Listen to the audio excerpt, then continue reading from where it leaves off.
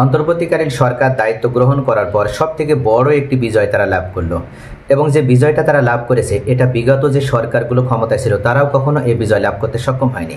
তবে বিগত আওয়ামী লীগ সরকার 2021 সালে সর্বোচ্চ তারা এই অর্থনৈতিক একটা বিজয় লাভ করতে সক্ষম হয়েছিল। তারপর থেকে মূলত আওয়ামী লীগের ভিতরে ঘাপটি মেরে থাকা বিভিন্ন দুর্নীতিবাজ নেতা বা বিভিন্ন কর্মী মন্ত্রী এমপিদের কারণে আওয়ামী লীগ পরবর্তীতে তাদের সে বিজয় ধরে রাখতে ব্যর্থ হয় এবং সেই দুর্নীতির মাত্রা এতটাই ছাড়িয়ে যায় যে বাংলাদেশ অর্থনৈতিকভাবে চরম একটা বিপর্যয়কর পরিস্থিতির মধ্যে পড়ে। তো প্রিয় ভিউয়ার্স, বর্তমান অন্তর্বর্তীকালীন সরকার যখন দায়িত্ব গ্রহণ করে তখন অর্থনৈতিকভাবে বাংলাদেশ কিন্তু একটা তলাবিহীন ঝুড়িতে পরিণত হয়েছিল। বিগত সরকারের লুটপাটের কারণে বাংলাদেশের এই অবস্থা হয়েছিল, ব্যাংকে কোনো টাকা ছিল না। এক কথায় বাংলাদেশে একেবারে শূন্য অর্থনৈতিক অবস্থা থেকে এই অন্তর্বর্তীকালীন সরকার দায়িত্ব গ্রহণ করে।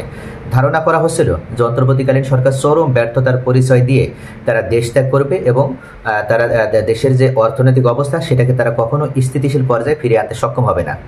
কিন্তু সকলে সেই ধারণাকে মিথ্যায় পরিণত করে অর্থনৈতিকভাবে বাংলাদেশকে শুধু ঘুরেই দাঁড়ালো না, বরং চরম একটা বিজয় লাভ করলো এই অন্তর্বর্তীকালীন সরকার অর্থনৈতিকভাবে। 2 বছর পর দেশের বৈদেশিক মুদ্রা রিজার্ভ 30 বিলিয়ন মার্কিন ডলার ছাড়াইল এবং 3টি আন্তর্জাতিক যে ঋণদাতা সংস্থা তার মূলত ইতিমধ্যে IMF তারাও ইতিমধ্যে 2023 সালে জোনে যে রিজার্ভ ছিল 30 বিলিয়ন ডলার তার পরবর্তীতে তার পূর্ব পর্যন্ত যে সহায়তা প্রদান করেছিল সেই সহায়তার ক্ষেত্রে তারাও কিন্তু প্রশংসা করলো এবং তারা উল্লেখ করলো যে বাংলাদেশের এখন যে 30 বিলিয়ন ডলার যে আপনার রিজার্ভটা হয়েছে এটার কারণে বাংলাদেশে দুর্নীতি কমে এসেছে। শুধু তাই নয়, বাংলাদেশে লুটপাট না থাকার কারণেই মূলত অন্তর্বর্তীকালীন সক্ষম হয়েছে বা অন্তর্বর্তীকালীন সরকার সফল হয়েছে তাদের এই রিজার্ভের পরিমাণ বাড়ানোর ক্ষেত্রে।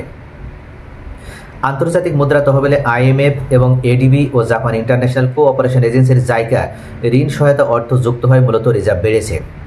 উল্লেখ করা হয় যে IMF এর 2 কিস্তি 134 কোটি ডলার, ADBর অর্থাৎ এশিয়ান ডেভেলপমেন্ট ব্যাংকের 90 কোটি ডলার এবং জাইকার ঋণ সহায়তা সহ অর্থ রিজার্ভে যুক্ত হয়েছে, যার ফলে মোট রিজার্ভ এই মুহূর্তে 30 বিলিয়ন ডলার ছাড়িয়ে গেল।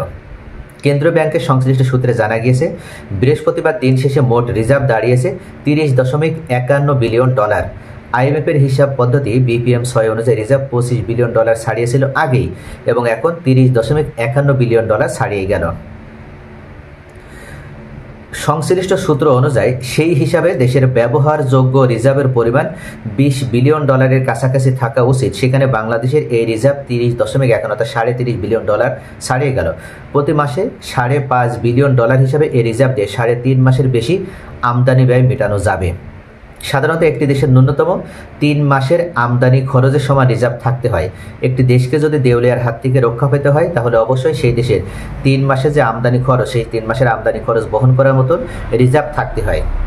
কিন্তু বিগত আওয়ামী লীগ সরকার যখন পতন হলো সেই সময় বাংলাদেশের হাতে এমন কোনো রিজার্ভ ছিল না যেটা দ্বারা তারা 3 মাস তো দূরে থাক 3 দিনও কোনো ধরনের আমদানি কার্যক্রম পরিচালনা করতে পারত।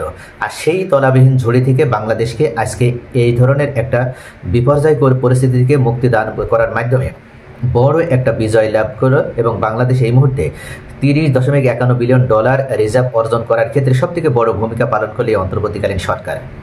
IMF, ADB এমনকি জাপানে যে সহায়তা সংস্থা জাইকা তাদের পক্ষ থেকেও প্রশংসা করা হয়েছে এবং উল্লেখ করা হয়েছে এটা অন্তর্বর্তীকালীন সরকারের বিজয় এবং অন্তর্বর্তীকালীন সরকারের ভিতরে যারা দায়িত্বশীল রয়েছে তারা কেউ দুর্নীতির সাথে জড়িত না থাকার কারণে, অর্থ লুটপাটের সাথে জড়িত না হওয়ার কারণেই মূলত এটা সম্ভব হয়েছে। গত 10 মাসে রিজার্ভ থেকে ডলার বিক্রি করছে না কেন্দ্রীয় ব্যাংক। একই সময়ে ব্যাংক ও রাজস্ব খাত সংস্কার, বাজেট সহায়তা ও ঋণ হিসেবে 500 কোটি ডলার এসেছে দেশে। অর্থাৎ রেমিটেন্স থেকেও এখন কিন্তু ক্রমেই আপনার যে রেমিটেন্স মানে বৈদেশিক যে হচ্ছে আপনার প্রবাসীরা যারা রয়েছে তারা ইতিমধ্যে বিভিন্ন যে অবৈধভাবে যারা টাকা দেশে পাঠাতে তারা যে অবৈধভাবে টাকা পাঠানোর সংখ্যাও কমে এসেছে এবং তারা সরাসরি বাংলাদেশ সরকারের মাধ্যমে টাকা পাঠাচ্ছে, যার কারণে বৈদেশিকভাবেও অর্থাৎ এই রেমিটেন্স থেকেও রিজার্ভের সংখ্যা বৃদ্ধি পাচ্ছে। বাজার স্থিতিশীল রাখতে এই রিজার্ভ বড় ভূমিকা রাখবে বলে মনে করছেন সংশ্লিষ্ট অর্থনীতিবিদরা। তো প্রিয় ভিউয়ার্স, বর্তমান অন্তর্বর্তীকালীন সরকার কতদিন ক্ষমতায় থাকবে এটা নিয়ে কিন্তু বিতর্ক চললেও এরই মধ্যে অন্তর্বর্তীকালীন সরকার ঠিকই তার কাজ তারা সঠিকভাবে করে যাচ্ছে এবং যার পরিপ্রেক্ষিতে বাংলাদেশের এই রিজার্ভ $30.51 বা $30.51 বিলিয়ন ছাড়িয়ে গেল। যদি এভাবে অন্তর্বর্তীকালীন সরকার আরও দীর্ঘদিন ক্ষমতায় থাকতে পারে তাহলে বাংলাদেশ যেখানে তলাবিহীন একটা রাষ্ট্রে পরিণত হয়েছিল সেখানে বাংলাদেশ কিন্তু ইউরোপের যে কোনো রাষ্ট্রের কাছাকাছি অবস্থানে যেতে সক্ষম হবে বলে রাজনৈতিক বিশ্লেষক এবং সামরিক বিশ্লেষকরা মনে করেন। সকলে ভালো থাকুন। Thanks for watching.